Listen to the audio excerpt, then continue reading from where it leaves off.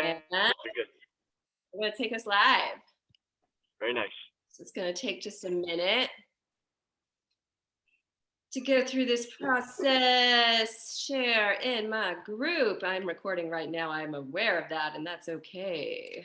Hello, All is well. hello, everybody. We are recording, even though I haven't gone live yet. And now we are in the process of going live, preparing to live stream the meeting. Maybe next time I won't record so early, but that's okay. I can edit. All is well. Okay, and we're up. Okay. Very good.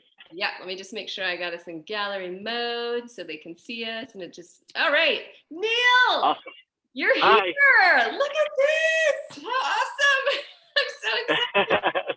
So when I decided that I needed to have Neil on my Freedom Friday, and at first it was like not going to be the same time. I'm like, nope, that's okay. Freedom Friday is flexible. And then I get a message from Neil yesterday or a few days ago. He's like, well, I'm going to be in my car and I can totally Zoom. I figured out the Zoom thing in the car. I'm like, you have? And you're okay with that? I'm like, then okay, let's do this.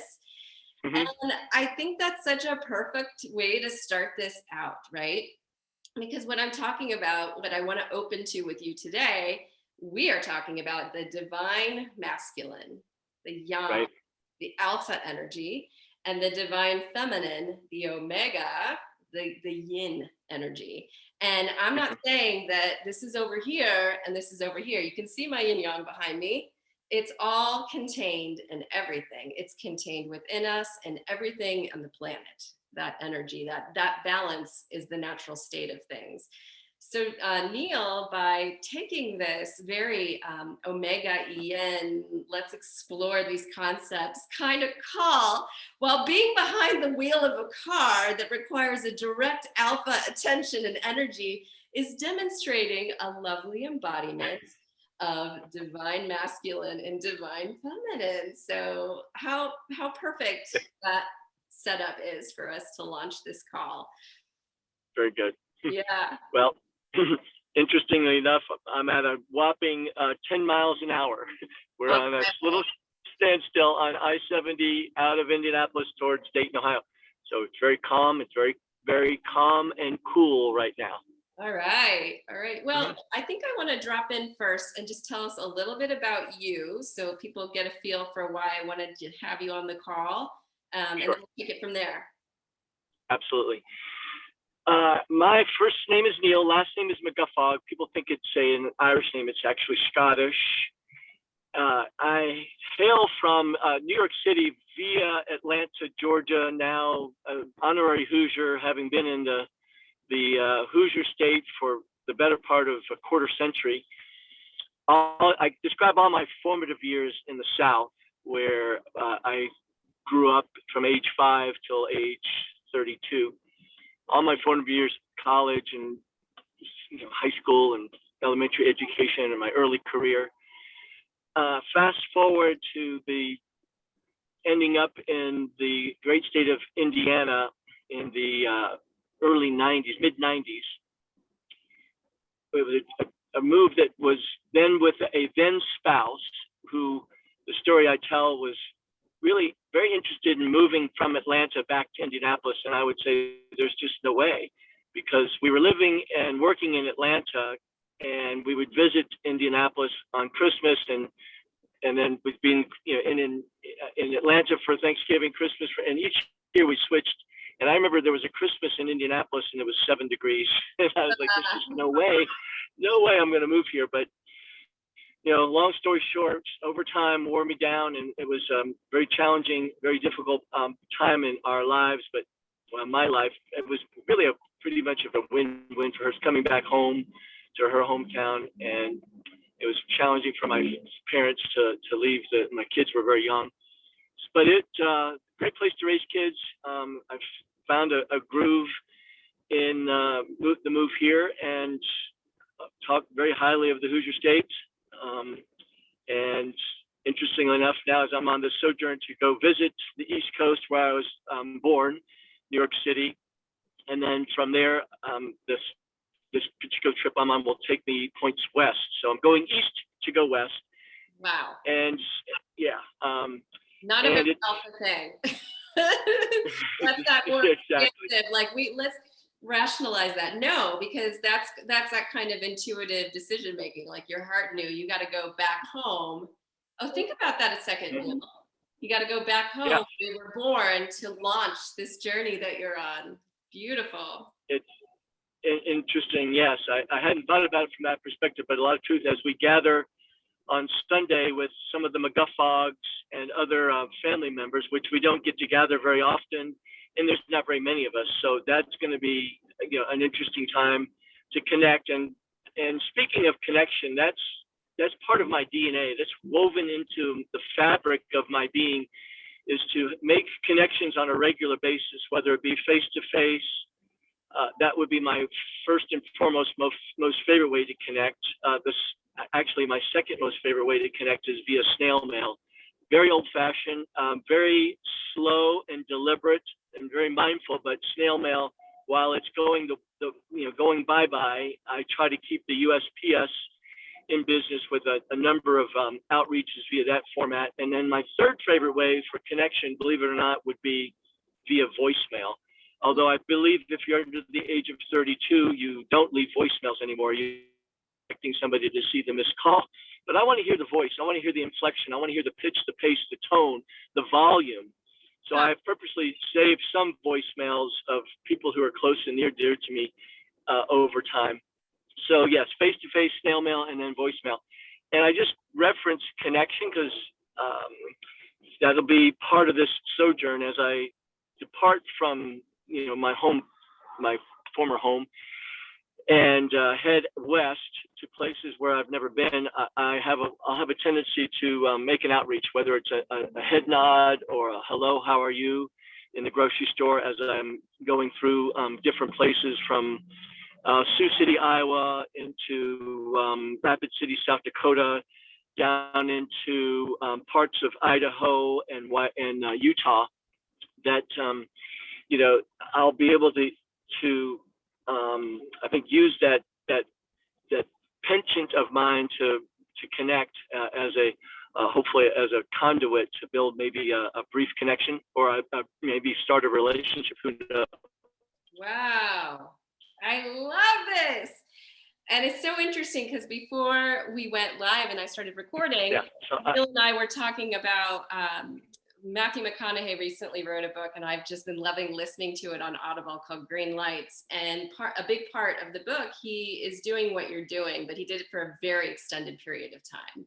And in a way where it was like there was a direction, but there was this real openness of really feeling into where he needed to connect, and then really diving in. Like there's this whole scene in a bar that's so beautiful, and it's very much about like what you're talking about, is about building connection and building relationship. So yes. when we think about this idea of that alpha energy, that omega energy, that yin, that yang, that masculine, that feminine, there's been this energies out of balance on the planet for a long time. We've been very much that intensity of the alpha, like we have this intense direction, it's here, here, here. And it's pulled not only the dudes, but I know for myself, that's been something that I've been very aware of for a purpose, that I have harnessed that energy in a big way, not just in my work life, but also in the way I raise my kids. And to the point where it's gotten to an extreme where it's like, yo, no, this is like, I need direction, but there needs to be more of this openness and this connection within that action oriented, movement in life. So, it's been interesting, even very, very recently, to observe in myself how powerful it is to open up into this bigger, because that omega side is the mystery. The yin concept is like this is, it's the nurturing mother energy, it's the full moon, but it's also kind of this big, expansive, infinite unknown. And within that is just like, there's so many gifts, there's so much wisdom, there's so much insight. And when you bring that into this, what I'm experiencing in my own life is like, oh my gosh, I'm so much happier. It's so much more fun. I'm not exhausting myself. And it, not only is it more fun, but I'm actually accomplishing more, which is like I'm just sitting back in awe. Like if I were to really list for you like all the things I've done this week, it's like, how did that happen? It happened because there was the structure, and then there was me allowing, I was diving in and bringing in the energy of all this, like this big picture, openness, connection, faith, that yin side. I'd love to know how you experience that and how you might put words to that. Yes.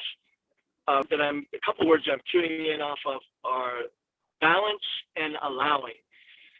I love the idea, the concept of balance in many things, physically, emotionally, mentally, spiritually, fiscally, finding a semblance of balance in this, along this path, this journey that we're on.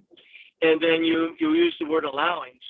I'm seeing similar shifts and similar opening myself up to allowing different energies and different modalities and different mindsets and heart sets to kind of envelop into me and integrate into my being, which, as recently as 6, 7, 8, 9 years ago was totally unknown. There was no awareness around that energy levels, the energy shifts, the connection to those types of energies that are out here on this planet. But of late, call it maybe the onset of the global pandemic, the major shifts economically and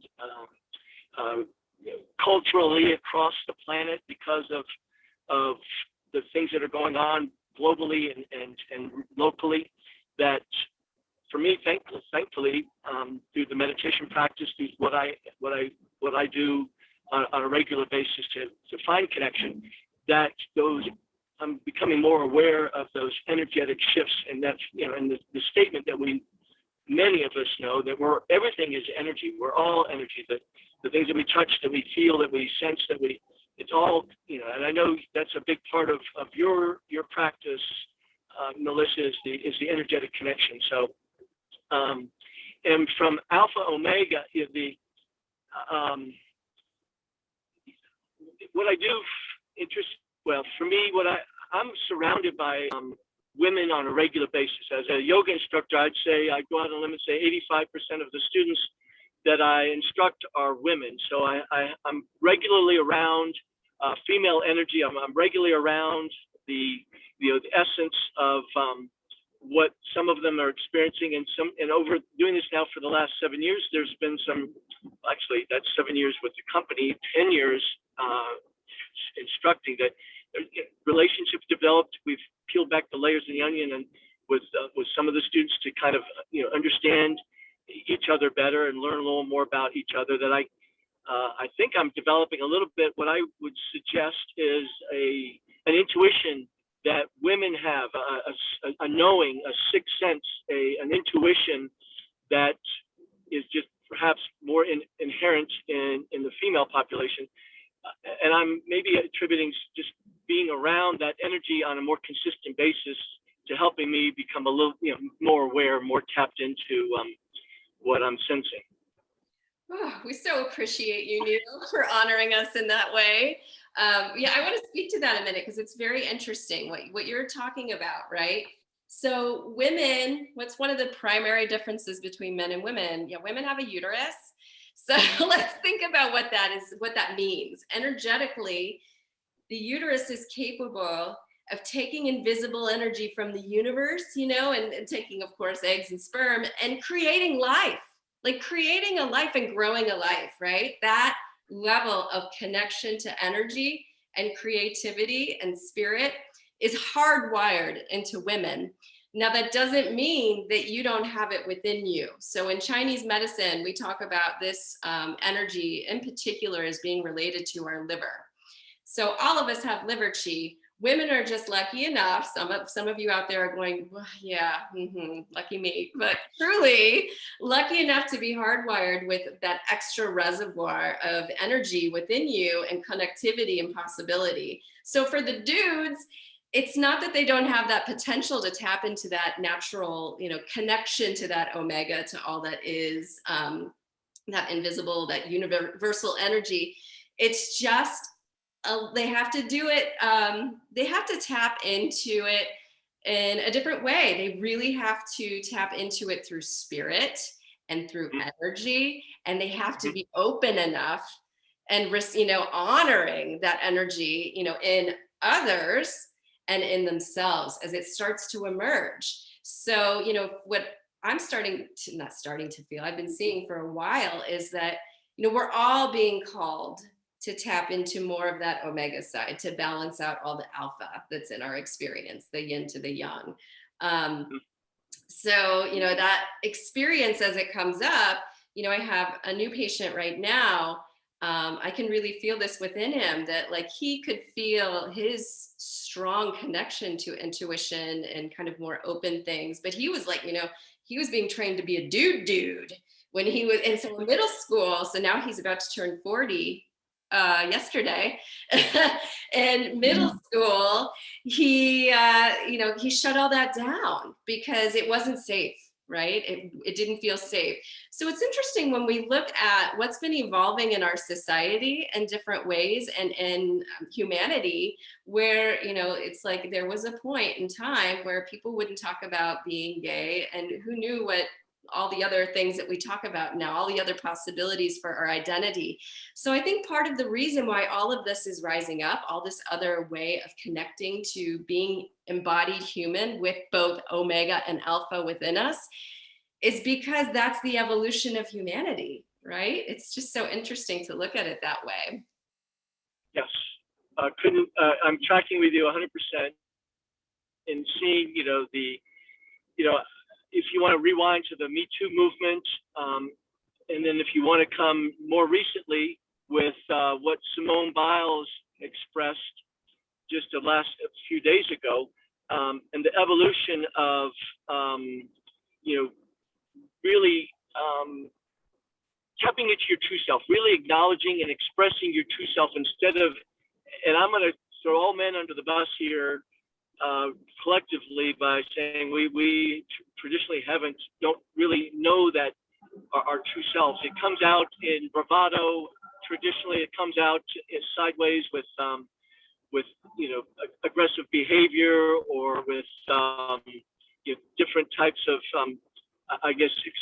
expressions that perhaps haven't been very well received over the course of time. I saw some of the watchers might recall a gymnast by the name of, I hope I have it, Carrie Shrug. Yeah. Yeah, and she was, I think it was maybe the 76 Olympics, or coached by the Romanian U.S. gymnastics coach by the name of Karch Carlisle. I can't remember anyway. The premise of, Carrie had injured herself on a vault, and then she was to go up again, and she still, completed the vaulting exercise with, I guess, an ankle that may have, whatever injury was with the ankle. But, the theme then was just do it. You just, we'll tape that ankle up and you'll move through this, pain and all. And, that's the male, dominance going through to this person at age 18. Basically, it ended her career. She retired at age 18. And then fast forward to this week, when the exact opposite happens, and you have, one of the greatest gymnasts on the planet describe, and take it a whole different route to her competition. So I say that with,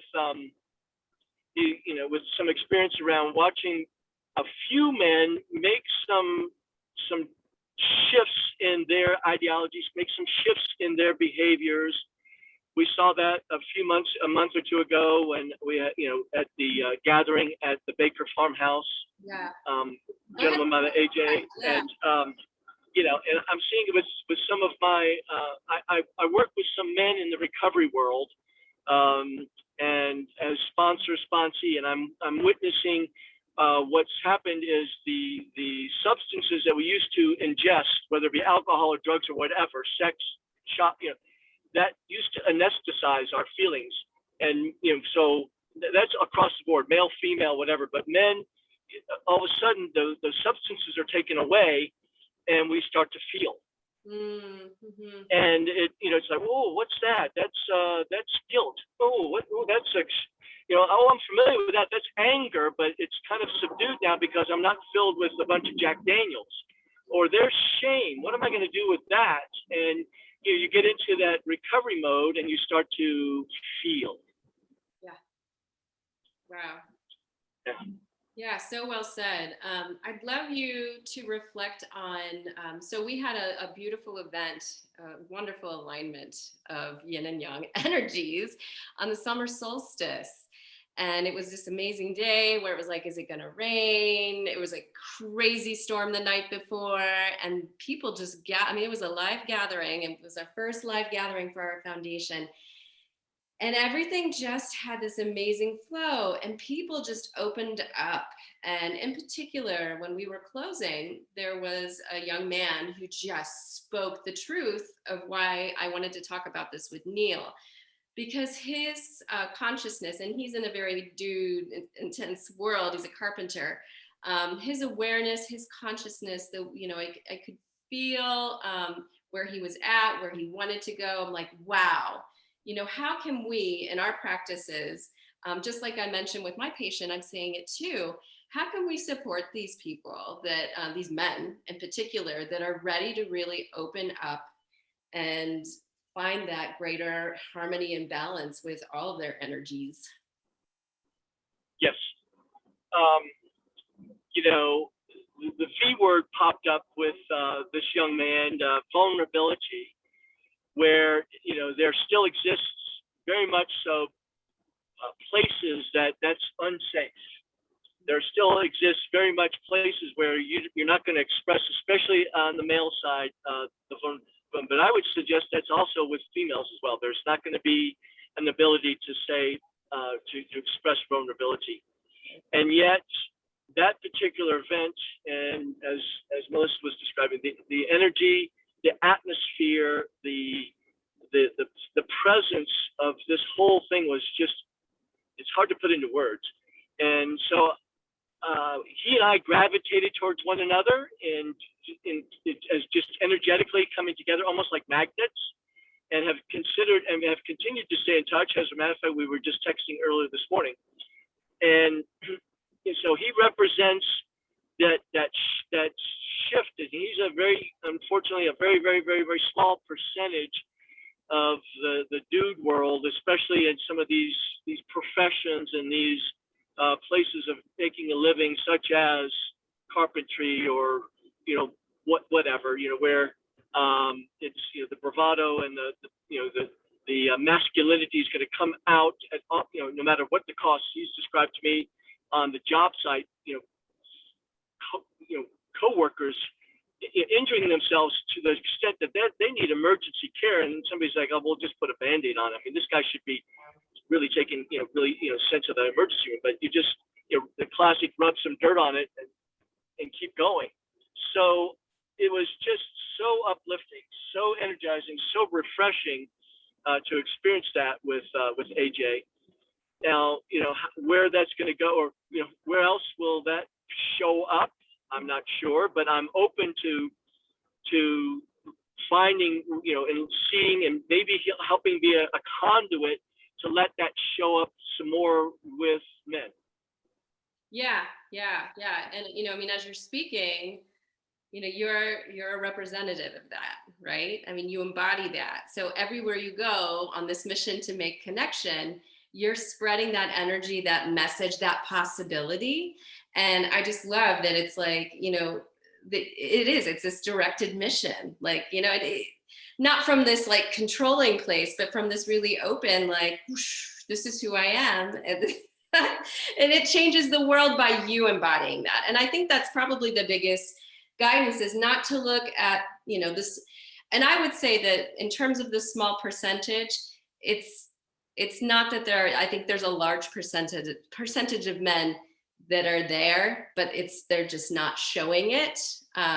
So the more that we encourage people who are in that transition to open up into that fullness, then and they embody it. It's one person out there making those connections that inspire others to open. Um, the other thing that was coming to mind is, where does this all begin? It begins within. And when I'm talking a lot about men, I know, but also within women. Like I was saying within myself, I mean, this has been very, very recently that I've had some crystal clear clarity about ways where I haven't been fully in alignment with myself, that I have been really directing my life in certain ways because I wasn't allowing myself to tap into the fullness of who I truly am. I'm talking really recently for reasons, and I'm going to tell the story because I think it's kind of interesting, because it is very much. So on Monday, Monday of this week, I've been working with this beautiful spiritual guide, Kelly Canal, and she just sees through all my spiritual BS. All my BS. And she looked at me, or not, didn't look at me, we were on a call, but she's like, this is what I see, Melissa. When you were in the womb, you had this spiritual contract, like you could see what was going to happen in your life. And you really got angry. And you were just like, you know what? I'm mad that you're sending me. I'm coming into this world. And I don't need any of this I don't need your help. Meaning like all the, this, I don't need the universal divine. I don't need all that. I'm going to just take charge, and I'm going to figure it all out myself. Like I just had this feel, and I was like, oh my gosh, she's right. Oh my gosh, I can feel it. As much as like, yes, look at me, look at the mission I chose. I chose this because I had to work through all the layers and the contractions and the restrictions. I mean, I needed that for a reason. It was protective. It was the way I had to live for a very long time. But now I'm at this place, and I've been feeling it, especially in the past year, like, like it's growing pains. Like, no, like any amount of that contraction, that lack of full connection with both the yin and the yang, the omega and the alpha, feels like, I can't tolerate it anymore, at a level where I've been putting up with this for a really long time, of almost being two different people. That's what it feels like. That's okay. That's what it's felt like. It's like, there's the total omega Melissa, and there's the total alpha Melissa, and there's not the one that's unified in between. So there's this new place that I'm going to internally, energetically, and that's really what we were talking about, that has evolved for what we're going to create with the foundation coming up this fall, is how can we dive deeper into building that relationship connection within ourselves, bringing balance to the yin and the yang, the alpha, the omega, the divine masculine, the divine feminine, not only because living from that place brings us to a place of greater truth and alignment within, but because that's going to help the way we relate to everybody else in our lives. Again, tracking with you 100%. You and I met about 7 or 8 weeks ago. We sipped coffee before an event, and It was eye-opening. It was inspirational. It was some things were revealed to me, and similarly, Melissa, this disparity between I'll say old Neil and new Neil, the behaviors, the mindset, the heart set of where I'm coming from and where I'm going. There's still work to be done, and work in the work from a number of different perspectives. Perhaps one is this sojourn, this odyssey, this trip, this month-long road trip. It's continuing to hone my meditation skills. It's continuing to go within. We talk about in the recovery world, it's an inside job where we create from within that beingness that is there, but it's covered up. It's covered up with busyness, with life stuff, with commitments and obligations, and I'm moving past at age 60, where my life now, Melissa, is less complicated from the logistical perspective. Kids are grown and flourishing. I don't have a significant other in my life. My job, job, my career, my passion is doing is working with individuals, with a yoga practice, and so we're not talking spreadsheets and conference calls, and and that in itself lends itself to less stress, less anxiety. So there's this kind of evolution of calmness and connectivity. What I see them evolving to is more authenticity about who and what and how I am. I love that. Who and what and how I am. And I say the how because about 2 or 3 months ago, my son sent me a text. He goes, "Dad, thank you for accepting me for who and how I am." Usually people will say, "Thank you for accepting me for who and what I am." But it feel a little twist in there. This is how I am. Yeah. Yeah. Oh, beautiful. Yeah. Thank you so much for sharing with me today. This is beautiful. I'm so excited. Enjoy your journey. Go deep. And just so you know, guys, in addition, I mentioned the fall. So September 16th, our foundation is going to have a workshop on Zoom called All About Relationship. So the details on that, it will be 7 p.m. on Zoom, but I don't have any registrations yet, but we'll get it out there real soon. So enjoy, Neil, and Thank you. see Thanks you. for having me. Yep. Bye. Well, bye. Have a great weekend. Bye now.